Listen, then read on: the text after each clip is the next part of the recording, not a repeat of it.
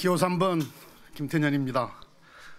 총선을 11개월 앞둔 중차대한 시기에 원내대표에 출마하게 되어 어깨가 아주 무겁습니다. 지난 원내대표 선거 기간 동안에 이 자리에 계신 여러 의원님들께서 주신 많은 고마운 말씀과 격려 말씀 감사드립니다. 마침 내일은 우리 민주당 문재인 정부가 출범한 지 2년이 되는 날입니다.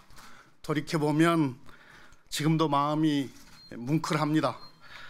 촛불 시민혁명으로 출범한 우리 민주당 문재인 정부는 국민의 뜻을 받들어 정의로운 대한민국, 혁신적 포용국가, 평화의 한반도를 만들기 위해 쉼없이 달려왔습니다. 의원님들께서 하나로 굳게 뭉쳐 헌신하고 또 헌신한 결과 적폐청산, 아동수당 도입, 기초연금 인상, 초세 정상화, 상가 임대차 보호 확대, 카드 수수료 인하, 문재인 케어, 규제 혁신 등 나름의 성과가 적지 않았습니다. 의원님 한 분 한 분의 책임감이 지금까지 민주당 문재인 정부를 이끌어온 원동력이었습니다.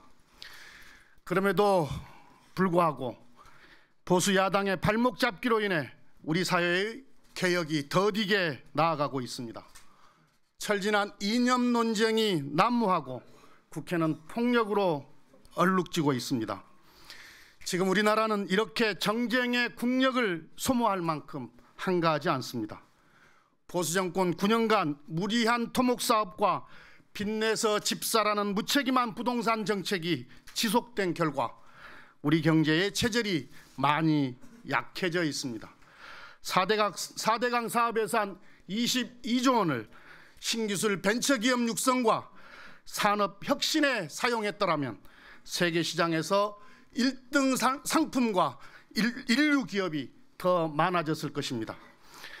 혁신 성장의 기틀을 제대로 만들어야 합니다.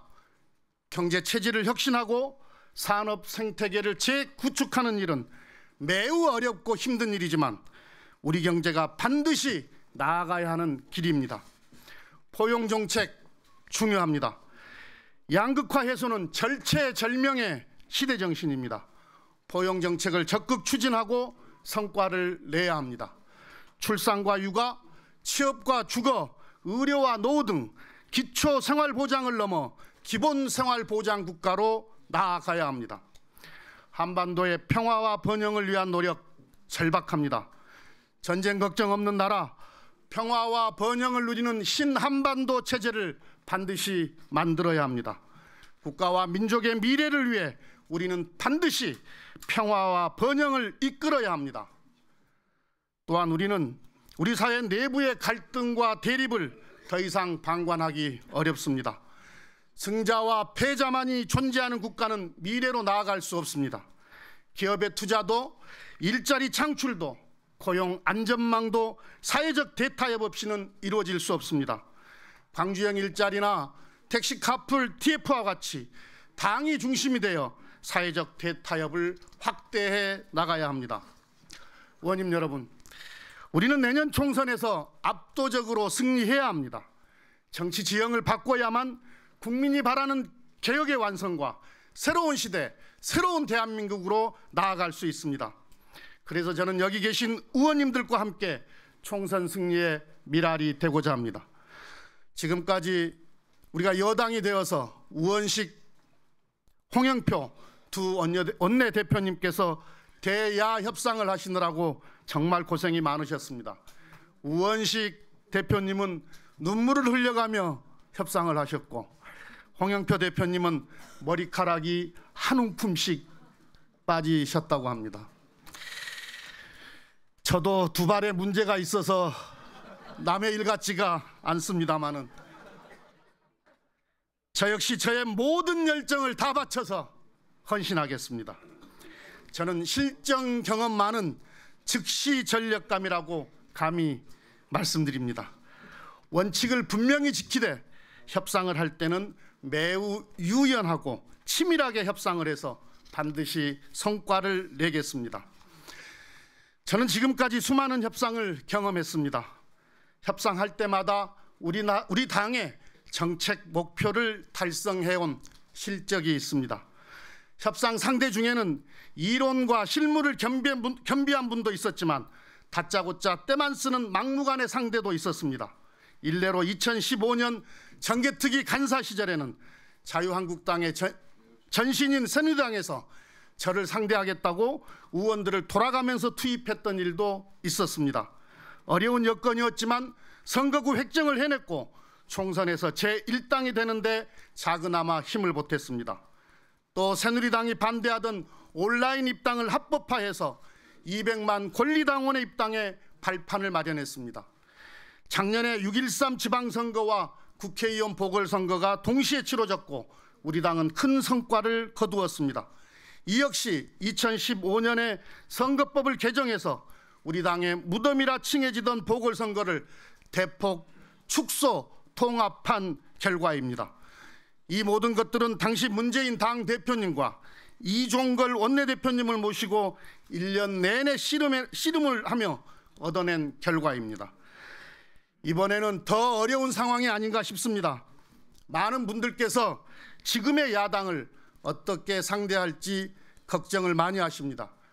이럴 때일수록 협상을 많이 해보고 실제 성과를 내본 그런 원내대표가 필요하지 않겠습니까? 저는 문재인 정부의 국정과제를 설계하는데 당을 대표해서 참여했습니다. 그래서 지금 무엇이 시급하고 어떤 보완이 필요한지 잘 인지하고 있습니다. 국정기획자문위원회에서 김진표 위원장님을 모시고 여러 의원님들과 함께 국민의 나라 정의로운 대한민국이라는 국정기조를 설계하는데 일조했습니다. 국정 목표에서부터 전략, 세부 실천 과제까지 잘 알고 있습니다. 이 밖에도 수많은 현안들과 128분의 의원님들의 크고 작은 관심사항과 고충거리를 잘 파악하고 있습니다.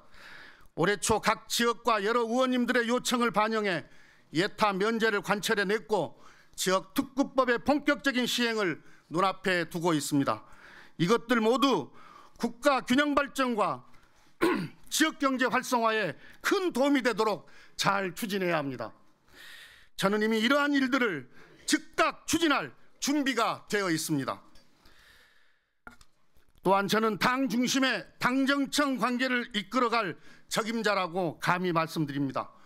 그동안 당정청 회의를 실무 단위에서부터 상임위별 원내회의, 고위 단위에 이르기까지 촘촘히 확대해 왔습니다. 시작을 할 때보다 많이 개선이 되었습니다마는 이제는 한 단계 더 높은 수준의 당정청 관계를 만들어야 합니다. 저는 웬만한 부처의 장차관과 주요 실국장들 누가 무슨 일을 하는지 이미 꿰차고 있습니다. 청와대도 마찬가지입니다. 당이 중심이 되어 당정청 사전 조율을 더 확대하겠습니다. 내부 논의는 더 치열하게 하되 결정된 사안에 대해서는 원팀이 되어 강력하게 추진하겠습니다. 존경하는 의원님 여러분, 내년 총선은 문재인 정부와 우리 당을 넘어 국민과 국가, 한반도의 명운이 걸린 중요한 선거입니다. 당장 5월 중에 추경안과 탄력근로제 입법이 시급합니다. 6월까지는 고교 무상교육 입법을 완료해야 하고 7, 8월에는 2020년 정부 예산안 편성이 완료가 됩니다. 9월 정기국회부터는 패스트트랙 지정 안건이 본격적으로 논의되고 각종 민생 개혁 입법을 처리해야 합니다. 제가 원내대표가 된다면 의원님들 한 분 한 분의 소중한 의견을 경청해가며 치밀하게 전략을 마련할 것입니다.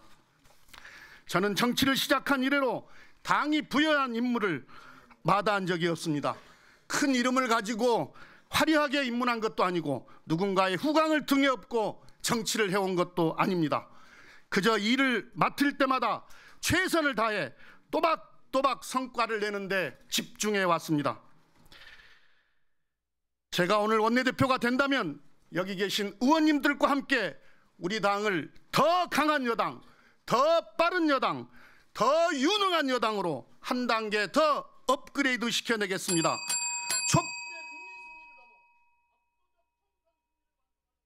원내대표가 되겠습니다. 감사합니다.